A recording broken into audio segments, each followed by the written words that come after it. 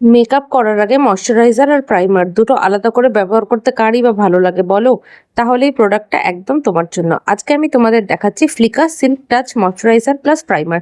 একসাথে skin care আর makeup প্রিপারেশনের কি দারুণ কম্বিনেশন। টেক্সচারটা খুবই স্মুথ এবং সিল্কি, স্কিনে অ্যাপ্লাই করলে সহজে ব্লেন্ড হয়ে যায় আর একটা সফট ময়শ্চারাইজড ফিল দেয়।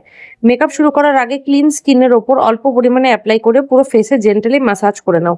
এটা স্কিনকে ময়শ্চারাইজড রাখতে সাহায্য করে এবং মেকআপের জন্য একটা স্মুথ বেস তৈরি করতে হেল্প করে। তারপর সরাসরি তোমার ফাউন্ডেশন বা বিবি ক্রিম অ্যাপ্লাই করতে পারো। স্কিন যখন প্রপারলি ময়শ্চারাইজড থাকে তখন মেকআপ আরো স্মুথ লুকিং আর ফ্রেশ দেখতে লাগে।